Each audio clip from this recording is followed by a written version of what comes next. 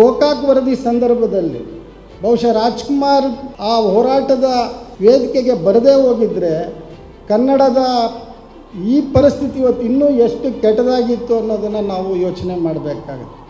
M G R ಅವರು ತಮಿಳುನಾಡಿನಲ್ಲಿ ಯಾವ ರೀತಿ ಒಂದು ರಾಜಕೀಯ ಶಕ್ತಿಯಾಗಿ ಗೋಚರ ಆಗಿದ್ರು, ಆದರೆ ರಾಜ್ಕುಮಾರ್ ಅವರು ಕೊನೆಯವರೆಗೂ ಆ ರಾಜಕಾರಣವನ್ನು ಆ ಕಡೆಗೆ ಅವರು ಒಲವು ತೋರಿಸಲಿಲ್ಲ. ಕರ್ನಾಟಕವನ್ನು ರಾಜಕೀಯವಾಗಿ ಕಟ್ಟುವ ಇದಕ್ಕೆ ಅವರು ತಯಾರಾಗದೇ ಇರುವುದು ಬಹುಶಃ ಕರ್ನಾಟಕಕ್ಕೆ ಬಹುದೊಡ್ಡ ನಷ್ಟ ಏನು ಅಂತ ನಾನಾದರೂ ಈ ಸಂದರ್ಭದಲ್ಲಿ ಹೇಳೋಕ್ಕೆ ಇಷ್ಟಪಡ್ತೇನೆ. ರಾಜ್ಕುಮಾರ್ ಸಿನಿಮಾ ಬಿಡುಗಡೆ ಆಗೋದೇ ಒಂದು ದೊಡ್ಡ ಹಬ್ಬ. ಅದು ನಮಗೆ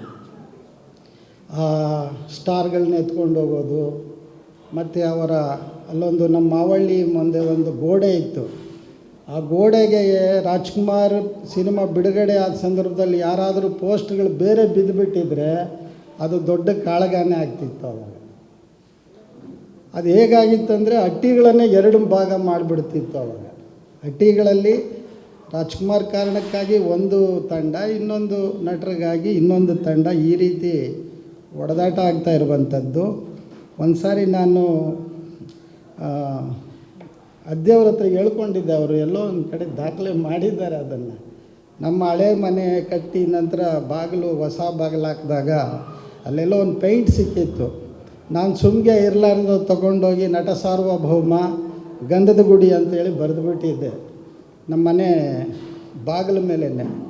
ನಮ್ಮಪ್ಪ ಬಂದು ನೋಡಿದ್ರು, ಬಂದು ನೋಡಿಬಿಟ್ಟು ಓಹೋ ಇವನು ನಟ ಸಾರ್ವಭೌಮ ಬಂದಿದ್ದಾನೆ ಅಂದ್ಬಿಟ್ಟು ಅದೆಲ್ಲಿತ್ತೋ ಗೊತ್ತಿಲ್ಲ ತಂದು ನನ್ನ ಬಟ್ಟೆ ಎಲ್ಲ ಬಿಚ್ಚಿ ಬೆಲ್ಲದ ನೀರು ಸುರಿದು ಇರುವೆಗೂಡ ಹತ್ರ ನಿಲ್ಲಿಸ್ಬಿಟ್ಟಿದ್ದ.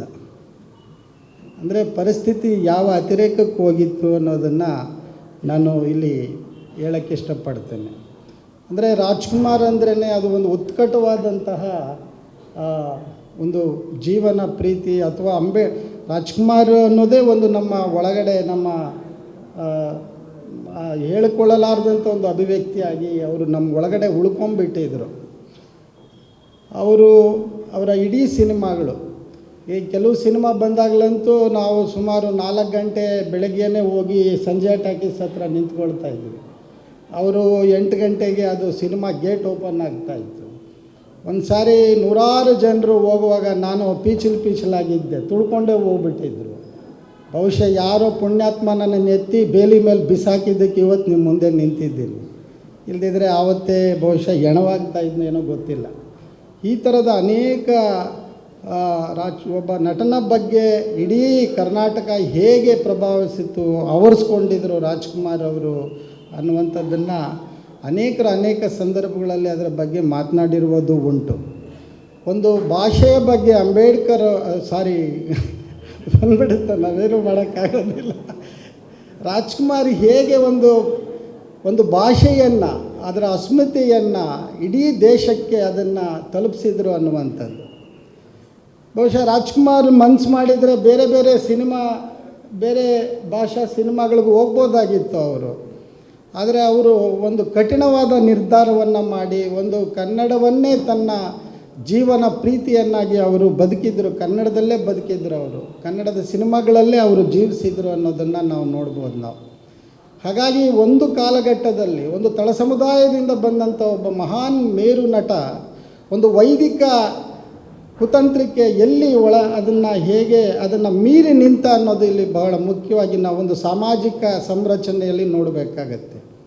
ಉದಯ್ ಕುಮಾರ್, ಕಲ್ಯಾಣ್ ಕುಮಾರ್ ಅವರ ಕಾಲಘಟ್ಟದಲ್ಲಿ ಒಬ್ಬ ತಳ ಸಮುದಾಯದ ವ್ಯಕ್ತಿ ಅಲ್ಲಿ ತನ್ನ ಒಂದು ಪಾತ್ರದ ಮೂಲಕ ಅಥವಾ ತನ್ನ ವ್ಯಕ್ತಿತ್ವದ ಮೂಲಕ ಅವರು ಹೇಗೆ ಅಲ್ಲಿ ಉಳ್ಕೊಂಡ್ರು ಅನ್ನೋದು ಬಹುಶಃ ಇಡೀ ಭಾರತದ ಸಂದರ್ಭದಲ್ಲಿ ಒಂದು ದೊಡ್ಡ ಪವಾಡ ಅಂತ ಹೇಳಿ ನಾವು ಇದು ಗಮನಿಸ್ಬೋದು. ಯಾಕಂದರೆ ರಾಜ್ಕುಮಾರ್ ಅಷ್ಟು ಸುಲಭವಾಗಿ ಉಳ್ಕೊಳ್ಳೋಕ್ಕಾಗ್ತಾ ಇರಲಿಲ್ಲ ಆ ಕಾಲಘಟ್ಟದಲ್ಲಿ. ಅದರದನ್ನು ಮೀರಿ ರಾಜ್ಕುಮಾರು ಜನಮಾನಸದ ಒಳಗಡೆ ಹೋಗಿದ್ದನ್ನು ನಾವು ನೋಡಬೇಕಾಗುತ್ತೆ. ಹಾಗಾಗಿ ರಾಜ್ಕುಮಾರ್ ಅವರು ಮಾಡಿರುವಂಥ ಪಾತ್ರಗಳ ಬಗ್ಗೆ ಅನೇಕ ಸಂದರ್ಭಗಳಲ್ಲಿ ಚರ್ಚೆಗಳಾಗಿದ್ದಾವೆ. ಆದರೆ ಗೋಕಾಕ್ ವರದಿ ಸಂದರ್ಭದಲ್ಲಿ ಬಹುಶಃ ರಾಜ್ಕುಮಾರ್ ಆ ಹೋರಾಟದ ವೇದಿಕೆಗೆ ಬರದೇ ಹೋಗಿದ್ದರೆ ಕನ್ನಡದ ಈ ಪರಿಸ್ಥಿತಿ ಇವತ್ತು ಇನ್ನೂ ಎಷ್ಟು ಕೆಟ್ಟದಾಗಿತ್ತು ಅನ್ನೋದನ್ನು ನಾವು ಯೋಚನೆ ಮಾಡಬೇಕಾಗುತ್ತೆ. ಅದರ ರಾಜ್ಕುಮಾರ್ ಅವರು ಆ ಗೋಕಾಕ್ ಚಳವಳಿಯ ಭಾಗವಾಗಿ ಇಡೀ ರಾಜ್ಯವನ್ನು ಸುತ್ತಾಡುವಾಗ ಕೋಟ್ಯಾನುಕೋಟಿ ಕನ್ನಡಿಗರು ಅದರ ಭಾಗವಾಗಿ ಆ ಒಂದು ಗೋಕಾಕ್ ವರದಿ ಚಳವಳಿಯಲ್ಲಿ ತಮ್ಮನ್ನು ತಾವು ಗುರುತಿಸ್ಕೊಂಡಿದ್ದು, ಮತ್ತು ಕುಣಗಲ್ಲಲಾದಂಥ ಗೋಲಿಬಾರು ಇವೆಲ್ಲವೂ ಕೂಡ ನಮ್ಮ ಕಣ್ಣು ಮುಂದೆ ಇದೆ. ಹೀಗಾಗಿ ಕೇವಲ ರಾಜ್ಕುಮಾರ್ ಅವ್ರನ್ನ ಒಂದು ಸೀಮಿತ ಇದರಲ್ಲಿ ನೋಡೋಕ್ಕಾಗೋದಿಲ್ಲ. ಅವರು ಒಂದು ಸಿನಿಮಾ ನಟನೆ ಅಂತ ಅಲ್ಲ, ಒಂದು ವಿಜುವಲೈಸ್ ಆದಂಥ ಒಂದು ಸಿನಿಮಾ ಅದು ಒಂದು ಹೇಗೆ ಪ್ರಭಾವಿಸುತ್ತೆ ಒಂದು ಜನಮಾನಸವನ್ನು, ಜನ ಸಮುದಾಯವನ್ನು ಅಂತೇಳಿ. ಹೇಗೆ ಈಗ MGR ಅವರು ತಮಿಳುನಾಡಿನಲ್ಲಿ ಯಾವ ರೀತಿ ಒಂದು ರಾಜಕೀಯ ಶಕ್ತಿಯಾಗಿ ಗೋಚರ ಆಗಿದ್ರು, ಆದರೆ ರಾಜ್ಕುಮಾರ್ ಅವರು ಕೊನೆಯವರೆಗೂ ಆ ರಾಜಕಾರಣವನ್ನು ಆ ಕಡೆಗೆ ಅವರು ಒಲವು ತೋರಿಸಲಿಲ್ಲ. ರಾಜಕೀಯಕ್ಕೆ ಬರೋದಕ್ಕೆ ಅವರು ತುಂಬ ರೀತಿಯ ಹಿಂದೇಟುಗಳನ್ನು ಹಾಕಿದ್ದನ್ನು ನಾವು ನೋಡ್ತೇವೆ. ಒಂದು ವೇಳೆ ಅವರು ಬಂದಿದ್ದೇ ಆದರೆ ಕರ್ನಾಟಕದ ರಾಜಕಾರಣ ಯಾವ ಪಲ್ಲಟಗಳನ್ನು ಅದು ಹೊಂದುತ್ತಾ ಇತ್ತು ಗೊತ್ತಿಲ್ಲ. ಆದರೆ ಕೊನೆಯವರೆಗೂ ಅವರು ಆ ರೀತಿಯ ರಾಜಕೀಯವಾಗಿ ಒಂದು ಸಾಂಸ್ಕೃತಿಕವಾಗಿ ಕರ್ನಾಟಕವನ್ನು ರಾಜಕೀಯವಾಗಿ ಕಟ್ಟುವ ಇದಕ್ಕೆ ಅವರು ತಯಾರಾಗದೇ ಇರುವುದು ಬಹುಶಃ ಕರ್ನಾಟಕಕ್ಕೆ ಬಹುದೊಡ್ಡ ನಷ್ಟ ಏನು ಅಂತ ನಾನಾದರೂ ಈ ಸಂದರ್ಭದಲ್ಲಿ ಹೇಳೋಕ್ಕೆ ಇಷ್ಟಪಡ್ತೇನೆ. ಆ ಹಿನ್ನೆಲೆಯಲ್ಲಿ ಇಷ್ಟು ಮಾತುಗಳ ಜೊತೆಗೆ ಕೊನೆಗೆ ಇವತ್ತಿನ ಸಂದರ್ಭದಲ್ಲಿ ರಾಜ್ಕುಮಾರ್ ಅವರ ನುಡಿಗಟ್ಟುಗಳು, ಅವರ ಸಿನಿಮಾಗಳಲ್ಲಿ ಬರ್ತಾ ಇದ್ದಂಥ ಸಂಭಾಷಣೆಗಳು, ಹಾಡುಗಳಲ್ಲಿ ಬಹುಮುಖ್ಯವಾಗಿ ನನಗೆ ಇವತ್ತು ಕಾಡ್ತಾ ಇರೋದು ಅರಿಯೇ ವೈರಿ ದಾನವ ಕುಲಕ್ಕೆ ಮರೆಯದಿರು ಶಿಶುವೆ ಅಂತೇಳಿ. ಇವತ್ತು ಯಾವ ಹರಿಯ ವಂಶಸ್ಥರು ಇಲ್ಲಿನ ದಾನವರ ಮೇಲೆ ದಾಳಿಗಳನ್ನು ಮಾಡ್ತಾ ಇದ್ದಾರೆ, ಆ ದಾನವರ ಒಂದು ವಿಚಾರವಾಗಿ ಈ ಹರಿ ಅನ್ನೋನಿದ್ದಾನ ಇವನೇ ನಿಮ್ಮ ವೈರಿ ಅನ್ನೋದನ್ನು ನೀನು ತಿಳ್ಕೊ ಮಗು ಅನ್ನುವಂಥ ಮೂಲಕ ರಾಜ್ಕುಮಾರ್ ಮತ್ತೆ ನಮ್ಮನ್ನು ನೆನಪಿಸ್ತಾ ಇದ್ದಾರೆ. ಆ ದಾನವರನ್ನು ಮತ್ತೆ ನಾವು ಈ ಸಮುದಾಯದ ಒಳಗಡೆ ಹೇಳಬೇಕಾಗುತ್ತೆ. ರಾಜ್ಕುಮಾರ್ ಆ ಮೂಲಕ ಒಂದು ಸಾಂಸ್ಕೃತಿಕ ನಾಯಕನಾಗಿ ನಮ್ಮ ನಡುವೆ ಇದ್ದಾರೆ ಅನ್ನುವಂಥ ಮಾತುಗಳನ್ನು ಹೇಳಿ ನನಗೆ ಅವಕಾಶ ಕೊಟ್ಟಿದ್ದಕ್ಕಾಗಿ ಧನ್ಯವಾದಗಳು.